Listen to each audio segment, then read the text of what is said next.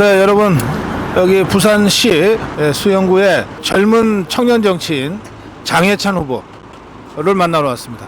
같이 가보시죠. 여기 수영구는요, 해운대랑 붙어 있는 곳이고요. 새로운 부산의 중심으로 떠올라 있는 곳입니다. 장해찬 후보는 뭐 여러분들이 잘 아실 거예요. 가장 젊은 정치인이고 또 국민의힘의 최고위원도 지냈고요. 네, 가실까요? 네, 안녕하세요. 반갑습니다. 네. 안녕하세요. 오랜만이야. 오랜만에 뵙습니다. 네. 고생 많지? 아닙니다. 고생 진짜 많으십니다. 네, 시청자 여러분, 저 부산시 수영으로 왔습니다. 수영의 우리 젊은 청년 정치인 장해찬 후보 만나보겠습니다. 안녕하세요. 안녕하세요. 장해찬입니다.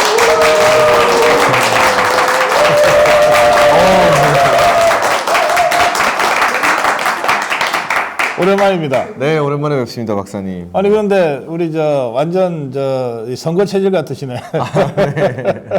몸이 더 아주 보기 좋아졌어요. 제가 대선 때도 그렇고 선거하면 살이 찌더라고요. 아, 그래요? 이렇게 막 점심도 2번 먹고 저녁도 막 2번 먹고 이렇게 다니니까. 우리 유권자들이 주시는 대로 다 먹는 모양이네. 그럼요. 네. 거절하는 법이 없습니다.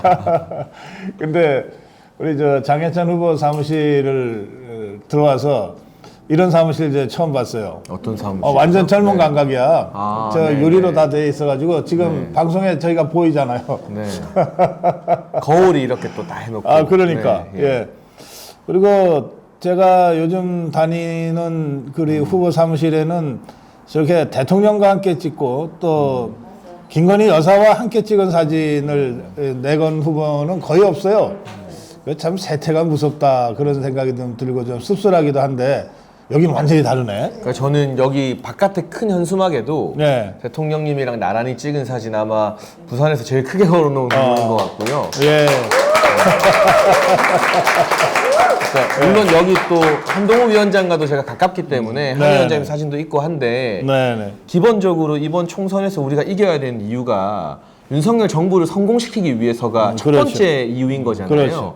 그러면 뭐 약간의 어떤 여론이라는 건 늘 흔들리는데 조금 안 좋다, 뭐 분위기가 별로다 싶어서 막 사진 갈고 뭐 이걸 바꾸고 저는 그렇게 의리 없게 정치하기는 싫어가지고 그냥 윤석열 대통령님 1호 참모라는 정체성으로 승부를 보겠다 그렇게 생각하고 있습니다.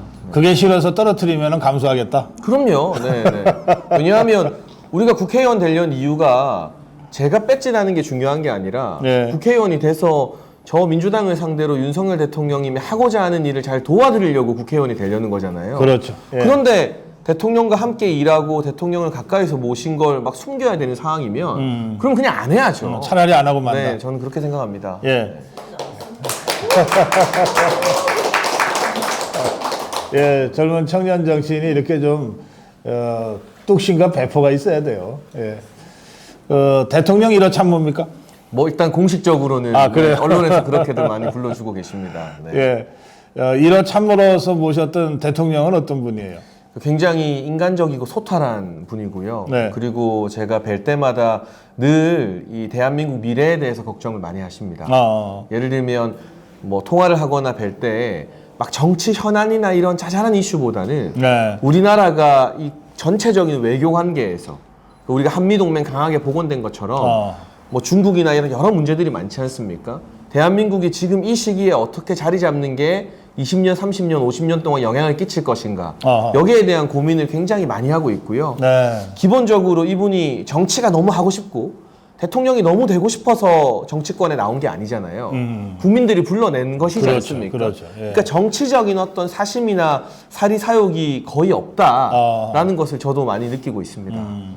그리고 우리 장해찬 후보 말씀대로 이 윤석열 대통령이 굉장히 선이 굵어요.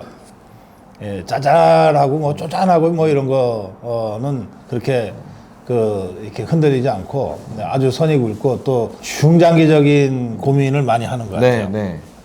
그래서 윤석열 대통령이 제시하는 정책 하나하나가 사실은 30년, 50년 후에 대한민국을 염두에 두면서 하는 그런 정책들이라고 좀 평가하거든요. 그러니까 저도 뭐 박사님 앞에서 제가 약간 번데기 앞에 주름 잡는 것 같지만 이게 중국에게 우리가 계속 의존하는 게 역사적으로 이제 끝나는 시대 아니겠어요? 그럼요. 그런데 그러면 그 대안으로 뭐 문재인 정부 때는 동남아를 많이 봤다면 이번 윤석열 정부는 유럽을 보고 있는 것 같거든요. 예. 제가 또 네덜란드에서 공부를 하고 왔지만 유럽이 우리한테 가까운 나라 같아도 경제나 교역으로 보면 아직까지 막 활발하게 활성화되어 있지는 않습니다. 네. 근데 유럽 나라들이 전통적으로 돈도 많고 구매력도 많기 때문에 그렇죠. 예. 우리가 2년 연속 대통령이 나토 정상회의에 참석하고 유럽 국가들에게 국빈으로 계속 초청받고 하는 것들이 네. 단순히 그냥 뭐 대접만 받고 좋다가 아니라 중국과의 어떤 무역 분쟁 이유를 바라보는 거 아닌가. 그렇죠. 그런 의미를 국민들께서 많이 알아주시면 좋겠습니다. 예. 사실 유럽 사람들하고 얘기를 해보면 미국도 한 수 아래로 보잖아요. 네, 네. 예, 그들이 갖고 있는 역사나 문화나 전통이나 경제력이나 또는 이 삶의 질 네. 이런 데 있어서 그 미국을 한 수 아래로 볼 정도인데 한국 대통령을 나토에서 2번 2년 연속으로 초대하고 또 국빈 방문 초청하고 하는 거는 언론은 별로 그런 부분을 잘 모르는 건지 말이죠. 알고도 안 쓰는 건지 모르는 건지 모르겠는데 아니 그래서 어떤 때는 우리 장해찬 후보 같은 분이 국회의원 하지 말고 계속 평론가로 활동해서 그런 우리 모자라는 화력을 좀 어떻게 하는 생각이 들 때도 있어요. 근데 제가 국회 들어가도 어느 국회의원보다 더 열심히 유튜브 나가고 방송 나가겠다라고 이미 약속을 했습니다. 예, 뭐 당 지도부나 이런 분들이 물어보실 때 아하. 왜냐하면 지금 우리 당 국회의원들이 너무 방송도 안 나가고 인터뷰도 네. 잘 안 하고 몸을 많이 사리잖아요. 아니 고성국 TV도 좀 괜히 눈치 보고 그러는 것 같더라고요. 근데 그럴 이유가 사실 전혀 없는데 네. 더 많이 나가서 요즘은 또 제가 길에 다니면 네. 옛날에는 TV조선 채널A에서 봤어요 하는 분들이 많았는데 요새 예. 유튜브에서 봤어요 하는 분들이 더 많거든요. 그렇죠. 예. 그러니까 이런 정부가 뭘 잘하고 있는지 대통령이 어떤 노력을 하고 있는지를 국회의원들이 더 힘차게 스피커가 돼서 많이 알려야 되는데 네. 저는 그게 사실 지역구 활동이나 중앙정치 하는 것 비슷하게 그만큼 중요한 역할이라고 생각하고 있습니다. 그럼요. 이미 언론 비중에서 유튜브가 절반 이상이거든요. 근데 그걸 좌파들은 그 흐름을 잘 알아가지고 우리보다 몇 배 더 유튜브에 막 총력을 퍼부어요. 예, 근데 우리는 사실은 지상파 종편 다 뺏긴 그 시점에서는 유튜브밖에 없어서 네. 유튜브에 연명 간신히 막 의지해서 여기까지 왔는데 정작 그래 놓고는 유튜브를 자꾸 멀리하고 이런단 말이에요. 하여튼 그런 여러 가지 점에서도 좀 중심을 제대로 잡고 올바른 방향이라면 좀 담대하게 뚜벅뚜벅 걸어나가는 우리 장해찬 같은 사람이 좀 국회의원이 돼서 집권당 국회의원으로 활동을 좀 할 수 있게 됐으면 참 좋겠습니다. 그러니까 이게 제가 여담이지만 정치평론가로 제가 활발하게 활동하기 전에 예. 맨 처음 정말 지금도 젊지만 꼬맹이일 때 고성국 네. 박사님 TV에 출연했었잖아요. 예, 그랬었죠. 예. 그때 그 종강역 쪽에 있었던 예, 스튜디오. 그렇죠. 네. 근데 지금 또 우리 고성국 박사님 TV가 100만이 예. 넘었고 그런 걸 보면 참 그 문재인 정부 어려웠던 시절을 네. 각자 영역은 다르지만 그래요. 고 박사님 같은 분들 또 저는 저대로 열심히 싸워왔기 때문에 우리가 어렵게 정권 교체해내지 맞습니다. 않았나 하는 예, 생각, 감회가 그럼요. 좀 남다릅니다. 그럼 우리가 정권 탈환한 동지네. 그렇죠. 악수 한번 다시. 아유, 네.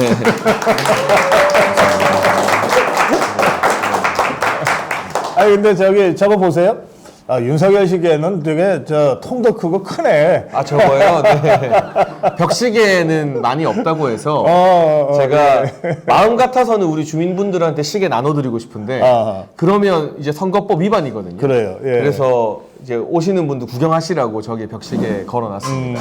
네. 네.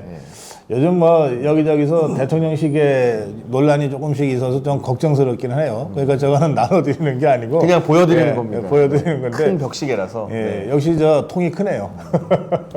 자, 이 수영이라고 하는 곳 있잖아요. 네. 우리 장해찬 후보하고는 이 수영이 어떤 인연이 있는 곳입니까? 일단 제가 수영구 남천동에서 태어났습니다. 그래요? 여기서 태어나서 고등학교 졸업할 때까지 이 동네에서 쭉 살았고요. 네. 지금도 저희 할머니와 친척들이 이 동네에서 계속 살고 계시고 광안리 바다가 있는 게 바로 수영구입니다. 예. 제가 사춘기 때 부모님 속썩이고 그럴 때마다 혼자 광안리 바닷가 달리면서 네. 마음을 가라앉히고 했던 곳이기 때문에 구석구석 골목골목 애정을 가지고 누구보다 잘 아는 동네이고요. 또 한 가지 저는 부산이 발전해야 대한민국의 미래가 있다고 생각을 하는데 수도권 일극 체제를 극복하기 위해서 네.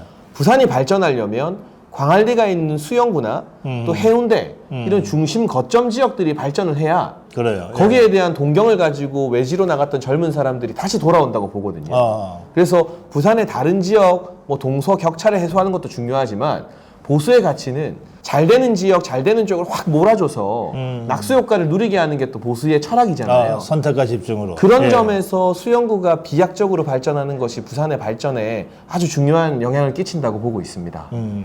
그 제가 여기 국민학교 다닐 때 남천동은 엄청 잘 사는 사람들이 모여 사는 곳이었어요. 예전에 네. 예, 예전에 그랬어요. 그랬죠. 네. 예. 근데 상대적으로 해운대 발전이나 여기에 비해서는 이 부분이 광안대교 말고는 조금 그런 점이 없지 않아 있는데 우리 장혜선 후보는 수영 발전의 어떤 비전을 어떻게 갖고 계십니까? 일단 수영구가 예전부터 교육과 문화가 우수한 지역이라고는 했지만 네. 여기 학교가 많이 모자랍니다. 아, 그래요? 그러니까 제가 쭉 조사를 해보니까 수영구에서 지금 나오고 있는 학생들이 학교가 없으니까 남구로 학교를 다니거나 해운대구로 가거나 하는 아하. 현상들이 많이 일어나요. 예. 근데 교육시설을 제대로 유치해서 학교를 가져와서 네. 이 교육 1등 도시라는 명성을 회복할 필요가 있고요. 아하. 지금 광안리가 많이 핫해졌습니다. 근데 외지인들이 광안리에 너무 많이 몰리다 보니까 교통과 관련해서 주민들의 불편이 너무 커졌어요. 네. 맨날 차 막히고 주차할 데도 없고 이런 부분을 적극적으로 해소하기 위한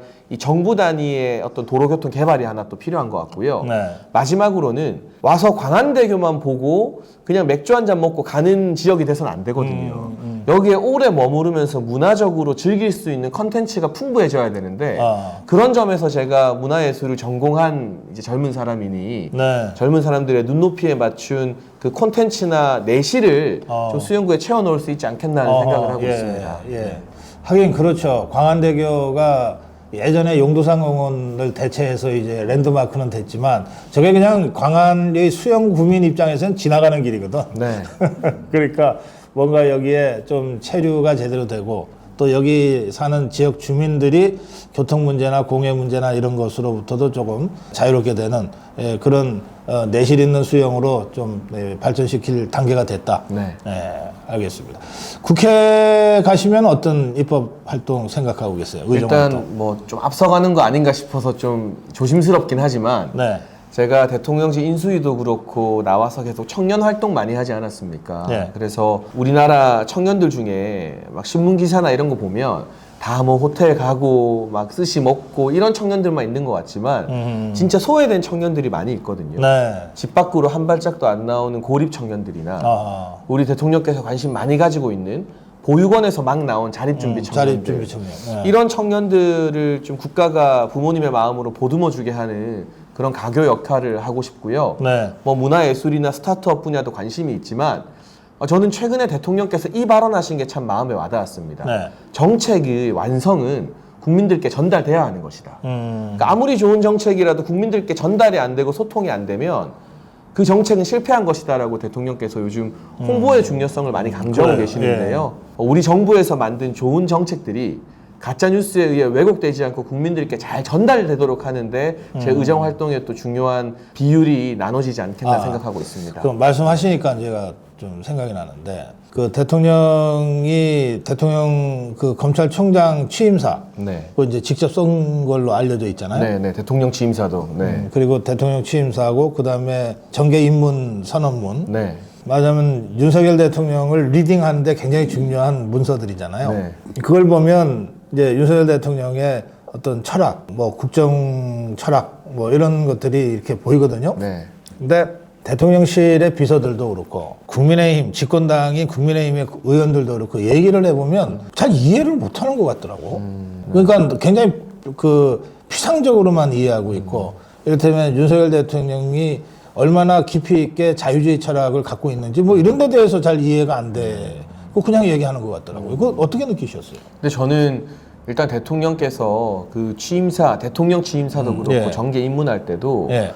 일단은 두 가지를 강조하셨다고 보는데요. 네. 첫 번째가 그 천안함 관련해서 네. 생존잔병 전 후회장 전준영 그리고 뭐 K9 자주포 피해자 뭐 이찬호 이런 사람들을 언급했어요. 그러면서 국가는 누구를 기억하느냐에 따라 달라진다라고 말씀하셨는데 국가의 어떤 소프트웨어적인 뿌리인 보훈을 네. 그 어느 대통령보다 강조하고 있다라는 네. 점을 우선 첫 번째로 말씀을 드리고 싶고요.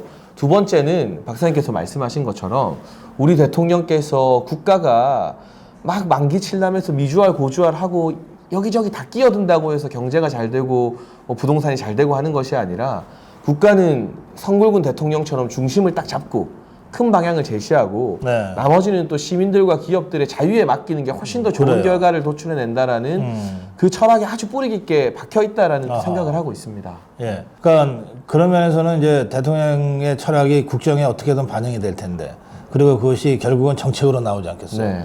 그럼 이거를 잘 마케팅을 해야 될 텐데, 그 점에 있어서 대통령실과 국민의힘 국회의원들이요, 좀 많이 부족하다는 느낌을 제가 갖습니다. 그래서 이번 총선을 통해서 그런 역할을 할 수 있는 사람들을 많이 국회로 넣어야 돼요. 많이. 네. 그래야 저 종북 주사파들하고 맞짱 뜰 수 있거든요. 네. 그 종북 주사파들은 실제로 정치 학습을 엄청 시키거든요. 저 북한 중앙방송 녹취록을 갖고 공부를 시키는지 뭐 어떤지는 모르겠는데 어쨌든 계속 공부를 해요. 공부를 해서 거의 그 무슨 사안이 터지면은 일사불란하게 대응을 하잖아요. 근데 우리 쪽은 그게 영 약해요.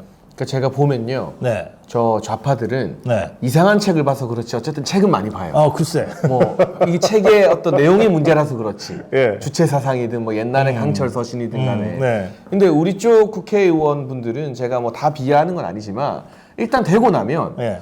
뭐 누리기에 너무 바빠서 어허. 뭔가 대통령의 국정 철학이 되었든 취임사가 되었든 이런 걸 보고 업데이트를 잘 안 하는 것 같아요. 어허. 예. 그러니까 그러다 보니 방송 나가고 인터뷰 나가면 토론에서 깨지고 한두 번 깨지니까 이제 방송이나 인터뷰를 안 나가게 되더라고요. 그걸 좀 바꿀 수 있는 사람들. 그러니까 이게 심각해요. 네. 왜냐하면 제가 한 10년 전에 연합뉴스 TV에서 담담타타라는 프로그램을 진행할 때인데 그때 박근혜 정부 때 국정교과서 논란이 있었어요. 그러니까 좌편향 교과서의 문제가 심각했던 거예요. 그래서 이 좌편향 교과서 문제가 얼마나 심각한가를 토론하려고 이제 여야 국회의원들을 불렀어요. 당시에 박근혜 정부가 여당이니까 여당 부르고 야당 불렀는데 야당의 단골로 나오는 자가 도종환이라는 자였어요. 네네. 문체부 장관했던. 그렇죠. 네. 예, 도종환이가 교사였으니까. 근데 이제 우리 쪽은 섭외가 어려운 거야. 그 이제 어렵게 섭외를 해서 이제 둘이 앉혀놓잖아요. 그러면 막 이제 우리가 막 뭐 좌편향 문제가 얼마나 심각한지를 막 얘기를 해. 그럼 도종환이가 갑자기 근데 책은 읽거나 보셨냐요? 이렇게 되는 거야. 그 대부분 안 읽고 온 거야. 네. 그 당시에 그 전희경 네. 이 국회의원 되기 전에 네. 바른사회시민회의 할 때. 그거 하면서 네. 이제 요약해준 4쪽짜리 5쪽짜리 그거를 의총에서 나눠준 적이 있거든. 그거 읽고 나오는 거야. 그러니까 이 도정환이가 이게 영악하니까 예? 교활하니까 딱 보면은 책을 읽었는지 안 읽었는지는 금방 알잖아. 그렇죠. 네. 뭐 책이나 읽고 오셨냐 그러면 거짓말하기가 어렵거든. 그러면 거기서 깨지는 거예요, 그냥. 그렇게 한두 번 깨지면 우리 장혜찬 후보 말씀대로 나오기를 겁을 내요. 맞아요. 웬만하면 피해버려. 나가봤자 본전이고 이겨봤자 본전이고 뭐 지면 완전 개망신 당하고. 그러니까 점점 담론 투쟁에서 우리가 지는 거지. 밀리죠. 네. 그리고 저는 불리한 방송, 편향된 방송국을 때려잡는 것도 중요하지만 일단 지금 분리해도 나가서 싸우는 게 중요하다고 보거든요. 예. 제가 MBC 라디오 나가서 이번에 하차한 그 신장식이라는 앵커 정의당 출신의 변호사 네. 제가 방송 중에 싸웠잖아요. 아니 당신 그렇게 할 거면 진행하지 말고 내 앞자리로 와라. 막 소리치면서 싸워서 기사도 많이 나고 했거든요. 예. 근데 그 정도의 어떤 배짱을 가진 사람들이 MBC도 나가고 YTN도 나가고 해야 그 방송국이 이제 국민의힘을 우습게 안 봅니다. 그렇죠. 근데 예. 우리는 가서 그 좌파 진행자들이 막 불리하게 하면 그냥 얌전하게 있다가 오고 이제 다음부터는 기분 나빠서 안 나가면 우리를 되게 만만하게 봐요. 근데 우리도 뭐 품격을 지키긴 해야겠지만 만만한 사람들이 아니다. 당연하죠. 보수우파가 그렇게 얕잡아 볼 세력이 아니다라는 걸 좀 적극적으로 보여줄 필요가 있다고 생각합니다. 심지어는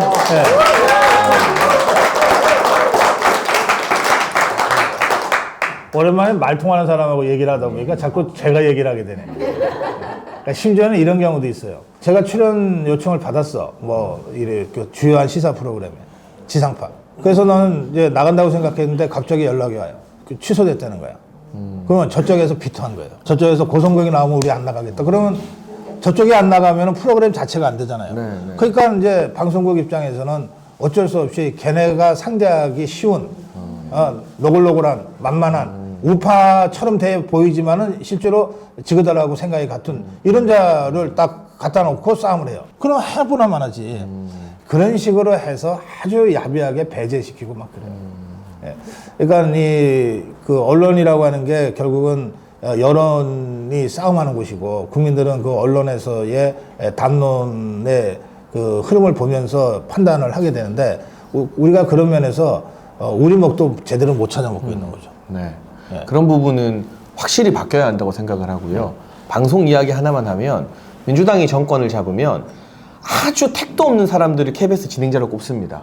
그래요. 뭐 낙검수, 주진우, 김용민, 김어준이 다 해먹었잖아요. 아니 그것들은 정말 자격이 없는 것들이거든. 진짜 말도 안 되는 일들이 벌어져요. 그런데 보수가 정권을 잡으면 갑자기 점잔 차린다고 정권 교체에 기여를 하나도 안 한 그냥 이 사람이 좌판지 우판지 헷갈리는 어디 그냥 명함 좋은 교수님들이 어느 순간 보면 진행을 하고 있어요. 그래. 저는 이런 걸 좀 바꿔야 된다. 그건 정말 우리가 이렇게 유약한 태도로 나오니까 문화 전쟁이나 담론 전쟁에서 밀릴 수밖에 없는 거 아닌가 하는 아쉬움을 늘 가지고 있습니다. 이 우리 저 장해찬이 꼭 국회 내보내야 되겠네.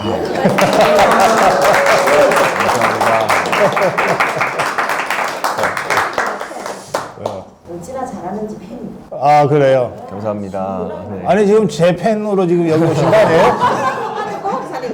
아니 잘못하면 저 장현선한테 제 팬 뺏기겠어. 아미고 여러분, 수영구 사는 지인들에게 전화 한 통 꼭 부탁드립니다. 예, 막상 현장에 뛰어보시기는 처음이죠. 네. 본인 선거 처음이니까. 네. 어때요? 뭐 전당대회는 해봤지만 예. 지역구 선거는 또 완전 차원이 다르구나라는 걸 많이 느끼고 있고요. 예. 여기서 뛰어보니까 한 분 한 분이 얼마나 소중한가를 많이 깨닫는 시간인 것 같습니다. 예를 들면 제가 최고위원하고 방송만 하고 할 때는 저도 젊은 사람이다 보니까 또 헛바람이 들기도 하고 아 내가 이렇게 최고위원이고 한 데도 있었지만 여기선 그런 거 안 먹히거든요. 그렇지. 무조건 손잡고 많이 만나고 한 분 한 분 고개 숙이고 해야 되기 때문에 장인찬이 누구? 예. 그래서 알면서도 일부러 그렇게 하시는 거예요. 너 이제 우리 동네 네가 잘 알아? 이런 게 저를 알면서도. 그래서 정말 진정으로 한 분 한 분한테 시간을 많이 드리고 있거든요. 그래서 주민 한 사람 한 사람, 유권자 한 명 한 명이 거저 얻어지는 게 아니구나라는 걸 그렇죠. 저도 많이 배우면서 뛰고 있습니다. 근데 그 국회의원들 제가 많이 두루 봤는데 네. 선거할 때 그 마음이 선거 끝나고 나서 한 일주일 사이에 다 없어져 버려. 그래요? 안 까먹겠습니다. 저는. 네. 그래서 초선이 재선되는 게 제일 어렵다는 거예요. 네. 초선될 때는 정말 절박한 마음으로 하잖아요. 네. 지금 아마 우리 장혜찬 후보도 그럴 것 같은데. 근데 배지 달고 나서 한 일주일이면은 초심이 없어지고 한 석 달 되면은 얼굴 표정이 바뀌고 사납게 바뀌어. 1년 지나면요 완전히 욕심 사납게 바뀌어. 저는 사나운 상은 아니라 가지고요. 네. 이 상을 웬만하면 계속 유지해 보도록 하겠습니다. 네. 예. 자, 이렇게 우리 대통령과 나란히 있는 사진, 또 대통령과 김건희 여사와 이렇게 함께 있는 사진 보니까 자, 기분이 좋네요. 아니, 집권당은 이래야지.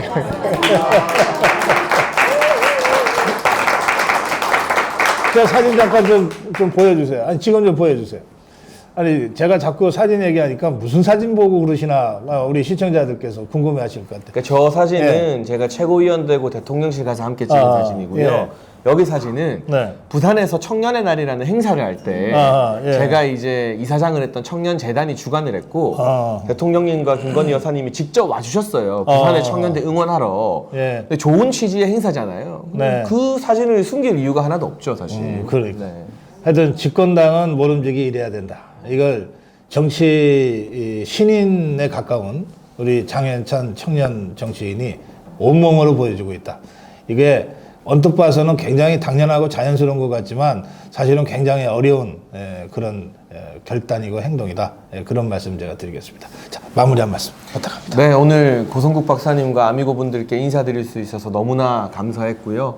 여러분, 제가 수영구에서 열심히 뛰고 수영구를 대표하는 정치인이 되고 싶지만 동시에 국회의원이라면 모름지기 대한민국의 미래를 걱정하는 사람이어야 된다고 생각을 합니다. 많이 왼쪽으로 기울어져 있는 우리 대한민국의 현재를 적어도 중앙으로 또 우리 미래가 더 올곧은 방향으로 나아갈 수 있도록 힘차게 끌어가는 그런 국회의원이 되도록 최선을 다하겠습니다. 감사합니다.